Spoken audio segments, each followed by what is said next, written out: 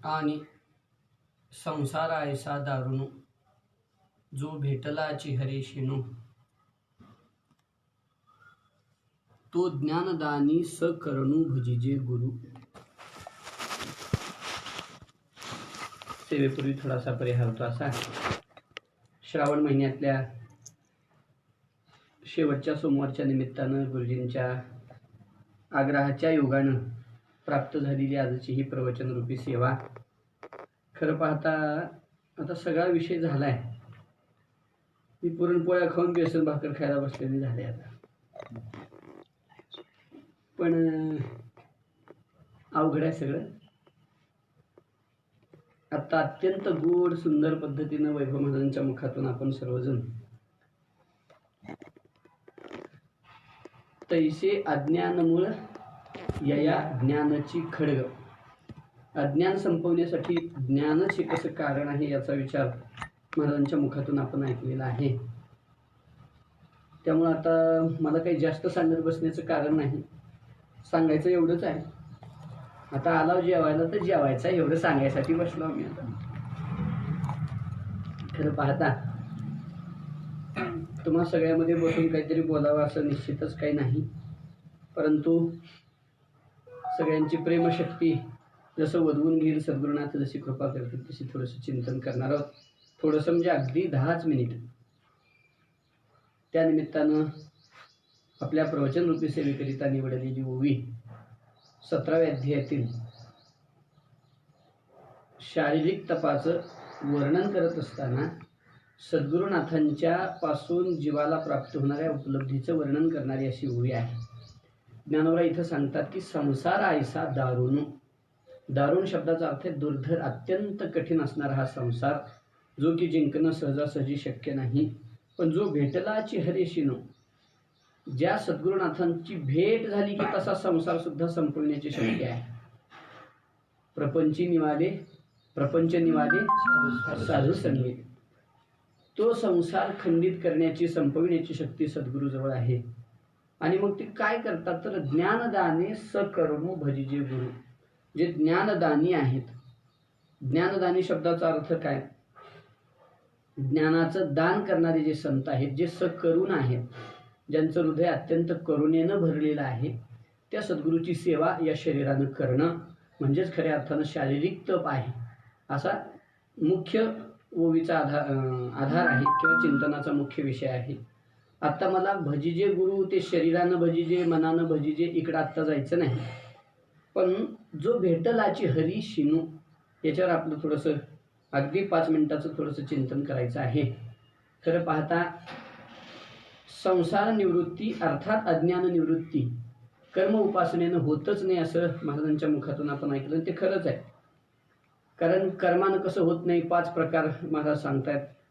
महाराजांनी सांगितले की म्हणे उत्पत्ती, संहार, प्राप्ती, विकार आणि संस्कार या 5ही रूपानं अज्ञान निवृत्ती कर्माच्या द्वारे होत नाही. आणि कर्माचीच सूक्ष्म अवस्था म्हणजे उपासना, कर्माची स्थूल अवस्था म्हणजे कर्म, तर कर्माची सूक्ष्म अवस्था म्हणजे उपासना. या दोन्हीनंही ते शक्य होत नाही. त्यासाठी ज्ञानच लागतं. आणि ते ज्ञान कुठं प्राप्त होतं तर ज्ञानदानी सकरणू असे असणारे सद्गुरूच आहेत. ते ज्ञान पैगा बरवे जरी मनी आते आणावे तरी संता या भजावे सर्वस्वीसी. संत सद्गुरूजवळच ज्ञानाची प्राप्ती होते. अन्यत्र ज्ञान मिळत नाही असं नाही. पण एक वेदांतामध्ये सिद्धांत आहे, ज्या गोष्टीचं अज्ञान झालं त्याच गोष्टीचं ज्ञान व्हावं लागेल तेव्हा त्याची निवृत्ती होईल. म्हणजे आत्मस्वरूपाचं अज्ञान घालवण्यासाठी दुसऱ्या कोणत्याच ज्ञानाचा उपयोग नाही, आत्मस्वरूपाचंच ज्ञान व्हावं लागेल. अर्थात थोडक्यात बोलायचं झालं तर आपण पेरणी करायला गेलो शेतामध्ये, ती पण आहे पेरणीला धान्य हातात घेतलंय. अज्ञान कोणतं आहे की ते बी कसं सोडायचं याचं अज्ञान आहे आपल्याकडे. ते माहिती नाही कसं सोडायचं. मग ते बी कसं सोडायचं हे करण्यासाठी जगातल्या ऑक्सफर्ड युनिव्हर्सिटीमधला जरी तो डिलीट डॉक्टर असला किंवा PhDचा डॉक्टर असला तरी त्या ज्ञानाचा इथं उपयोग नाही ना.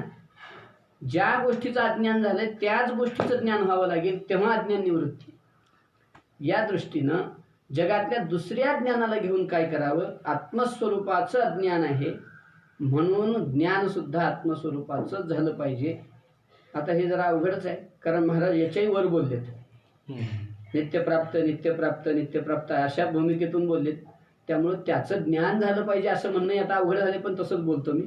तेवढ्या उंचीवरचं मला काही झेपत नाही. म्हणजे ते निरपेक्ष ज्ञानाच्या अवस्थेतून बोललेत ते. पण आत्ता आपल्याला अज्ञान निवृत्ती करणं पहिलं गरजेचं आहे. त्यामुळं सापेक्ष ज्ञानाचाच आपण विचार करू, कारण ते ज्ञान पाहिजे.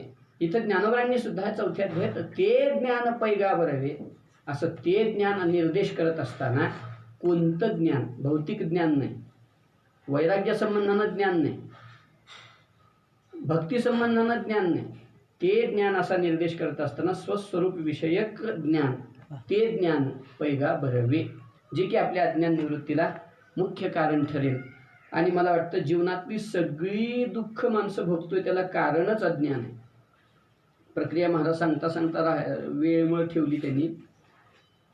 आपल्याला आपल्या स्वरूपाचं अज्ञान झालं म्हणूनच भेदज्ञान निर्माण झालं, भेदज्ञान निर्माण झालं म्हणूनच अनुकूल प्रतिकूल ज्ञान निर्माण झालं, अनुकूल प्रतिकूल ज्ञान निर्माण झालं म्हणूनच प्रेम आणि द्वेष, राग आणि द्वेष अशा दोन भावना निर्माण झाल्या, द्वंद्व निर्माण झालं.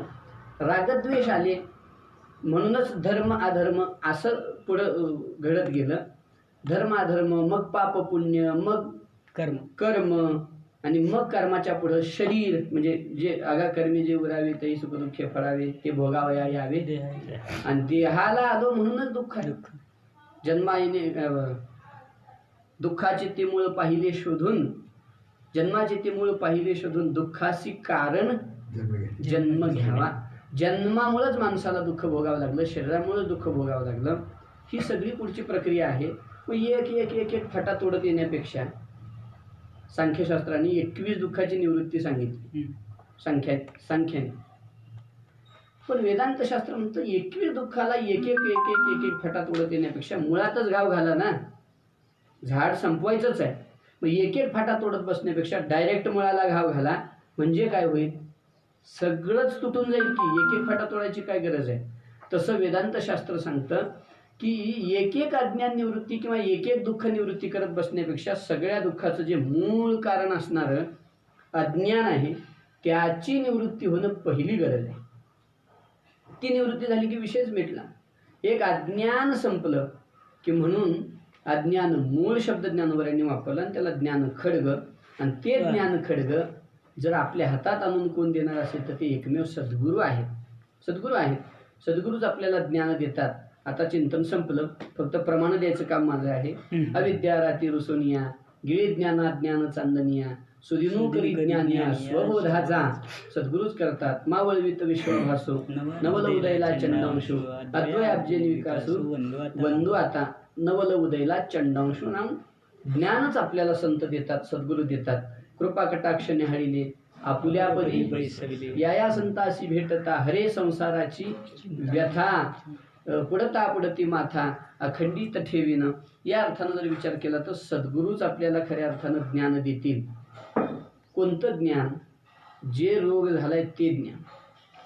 म्हणजे थोडक्यात बोलायचं झालं, मेडिकलमध्ये जर आपण गेलो, 1000 औषध आहे, पण आपल्याला कोणतं लागणार आहे ते मेडिकलमध्ये मिळणार नाही. जे पाहिजे आहे ते मिळेल. म्हणजे मागाल ते द्यायचं काम मेडिकल करेल, पण आवश्यक द्यायचं काम मेडिकल करू शकत नाही. त्याला डॉक्टरकडे जावं लागेल. नुसतं शास्त्राकडे आलो, शास्त्र एक मेडिकल स्टोअर आहे. सगळं ज्ञान आहे इथं, पण आपल्याला कोणतं पाहिजे हे आपल्याला कळत नाही. यासाठी सद्गुरूकडे गेलं पाहिजे. आणि मग ते सद्गुरू आपल्याला जे योग्य आहे, आपल्याला जे झेपणारं औषध आहे ते संत देतील. मग कधी कधी काही जणाला ते औषध देताना म्हणतात, अरे काय रे, त्यांची औषध देण्याची पद्धत अशीच आहे, जैसा ज्याचा अधिकार तैसे तयासी उत्तर. जसा ज्याचा अधिकार असेल तसंच ज्ञान संतांनी दिलेलं आहे. एखादा ज्ञानाचा अधिकारी आला तर कार्य संकोचोनी कार्य झालाशी लहान, घेई आपोषण ब्रह्मांडाचे, हाही उपदेश संतांनी केला. काही ठिकाणी मग तसं नाही सांगितलं, बाबा विठ्ठल विठ्ठल म्हणा वेळोवेळा. अधिकार परत्वे उपदेश संतांनी केला. आपल्याला कोणतं योग्य आहे ते औषध संतांनी आपल्याला दिलेलं आहे. सद्गुरू आपल्याला ते औषध देतात. ज्या योगानं संसार निवृत्ती होते तया परी श्री गुरु करीती जय अंगीकारू तै होऊन ठाके संसारू मोक्षमय आघवा. एकाच वस्तूकडे पाहण्याच्या दोन पद्धती आहेत, एक अज्ञानातून आणि एक ज्ञानातून. ज्ञानातून पाहिलं तर सुख देणारी वस्तू तीच आहे, अज्ञानातून पाहिलं तर दुःख देणारी वस्तू तीच आहे. कारलं खाताना सुख आहे का दुःख आहे? दुःख खाताना दुःख. कडू आहे की दुःख आहे, पण त्याचं संबंधानं ज्ञान झालं तर सुख. कसं ज्ञान की म्हणजे हे खाल्ल्यानं आपल्या शरीर निरोगी राहील असं म्हणून जर ते खाल्लं, ज्ञानाच्या अंगानं खाल्लं कारलं, तर ते दुःख देत नाही. कारण ज्ञानोबराय 8व्या अध्यायात बोललेत बघा, किंवा 6व्या अध्यायात असे दोघे. ज्ञानोबराय म्हणतात, जे जाती जीवितही वारी आयुष्यात ते पाहे बा आयुष्यात ते आढळ करी, जाते जीवितही वारी तया औषध हाते वैरी काय जीवान म्हणे. त्या औषधाला जीव वैरीच म्हणते की, पण त्या संबंधानं ज्ञान झालं की त्याच्या संबंधाचा द्वेष संपतो. संसाराकडे पाहताना सुद्धा आपण या संसाराशी जुडलो आणि जर संसारात राहू लागलो तर दुःख झाल्याशिवाय राहत नाही. महाराज म्हणले जातात, मी काहीच बोललो नव्हतो, हेच बोलले होते, पण उगून माझं नाव घेऊन सांगितलं, सवय लागली आहे त्यांना. नाही हो. संसाराचा होऊन जेव्हा आपण संसार करायला लागतो तेव्हा दुःखच आहे. त्याला जीवकृत संबंध म्हणतात.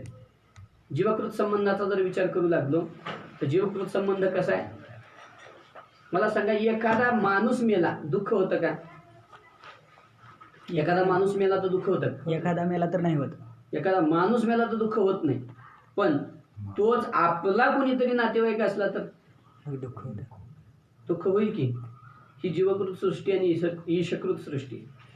माणूस मरणं ही क्रिया एकच आहे, पण एका घरात आरडाओरडा चालू असतो माणूस मेल्यानंतर, तर दुसऱ्या घरात मस्त बसून जेवण करायलेले असतात. कृती एकच घडली आहे, कार्य एकच घडलं आहे, पण तरी एकीकडे रडारड चालू आहे तर एकीकडे जेवणाचा आनंद चालू आहे. का? कारण क्रिया जरी एकच घडली असली तरी इथं संबंध जोडलेले जे आहेत ते रडत बसलेत, ज्याचा संबंधच नाही ते मात्र आनंदात खातो आनंदाचे लाडू असे आहे. जीवसृष्टी ईश्वर सृष्टी. जीवकृत सृष्टी आणि ईशकृत सृष्टी.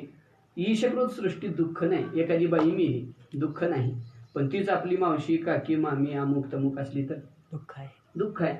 जिथं संबंध जुळला तिथं दुःख आहे, संबंध संपला की सुख आहे. मला वाटतं सद्गुरुनाथ ज्ञानाच्या द्वारे काय करते, जगाची तर होऊ शकत नाही. संहार रूपाचा विचार करत असताना जग संपवणं तर शक्यच नाही. आपण कोण संपवणार आहे? बरं, आपल्यालाही संपवणं शक्य नाही, मग काय संपवायचं आहे? संपवायचं काय आहे तर संपवायचा त्याचा संबंध आहे. संबंध संपवायचा आहे, त्याच्याशी जुडलेली नाळ संपवायची, साक्षीत्व प्राप्त करून घ्यायचं. आणि ते साक्षीत्व संत आपल्याला, ती कला आपल्याला दिल्याशिवाय राहत नाहीत. ती कशी देतात, काय देतात, पुन्हा कधीतरी बघू. अशा रूपानं संत आपल्याला ज्ञान देतात, जिथे साक्षीत्व देतात. आणि त्या साक्षीत्वाच्या दृष्टीनं मला सांगा, दिवा आहे, दिवा घरामध्ये ठेवलेला, तो दिवा काम काय करतो? प्रकाश देण्याचं काम काय करतो?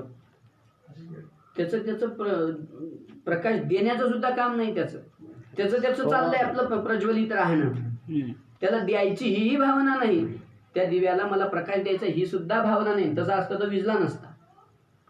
तसं असतं तर विजला नसता. अर्थात तो त्याच्या मस्तीत आहे. मग त्याच्या प्रकाशानं अनेकाचे व्यवहार व्यापार चालू लागलेले आहे. दीप ठेविला जैसा दीप ठेविला परिवरी कवनाती नियमी ना निवारी. याचा अर्थ तू हे कर असंही म्हणत नाही, तू हे करू नको असंही म्हणत नाही. कवनाती नियमी ना निवारी आणि कवने व्यापारी राहते तेही नेणे. आणि कोण काय काय करायला इकडेही त्या दिव्याचं भान नाही. दिव्याचं एकच काम आहे, आपल्या मस्तीत राहणं. इथं मस्ती शब्दाचा अर्थ व्यावहारिक नाही. आपल्या मस्तीत म्हणजे यम लब्ध्वा चा परम लाभम, या मस्तीत राहणं. आणि याच्या दृष्टीनं जर आपण जगाकडे पाहू लागलो की नाही एक असा साक्षी होऊन, तर मग जगातल्या कुठल्याच प्रसंगाचं दुःख आपल्यावर येत नाही. थोडं पुढे जातो. जगत ही पुढची गोष्ट आहे. आधी मला वाटतं जगताचा साक्षी होण्यापेक्षा स्वतःचा साक्षी होऊन जगता आलं पाहिजे. मी माझ्या देहाचा सुद्धा साक्षी झालं पाहिजे.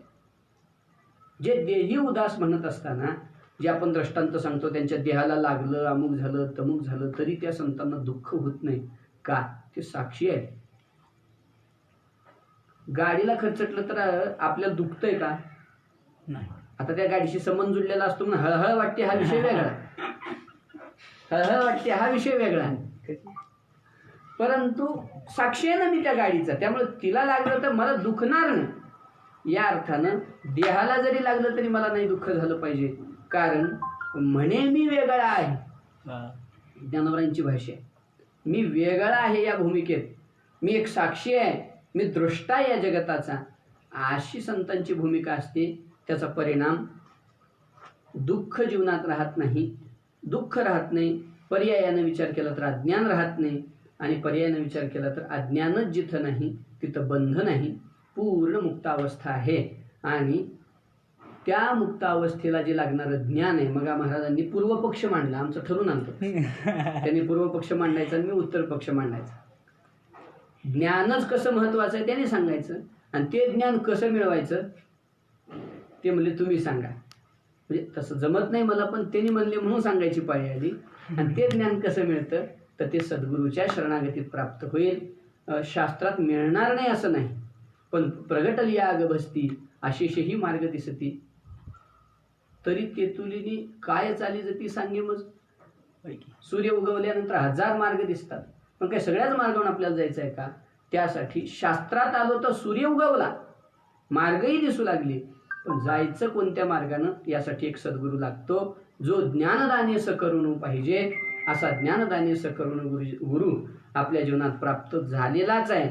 त्यांनी आचरण करून कीर्तनाच्या द्वारा, कथा कीर्तनाच्या द्वारा आपल्याला निरंतर सावध केलेला आहे. फक्त त्यावर आरूढ होऊन तशा जीवनाचा प्रवास आपला त्या मार्गाने व्हावा एवढीच प्रभुचरणी आपण सर्वजण प्रार्थना करू.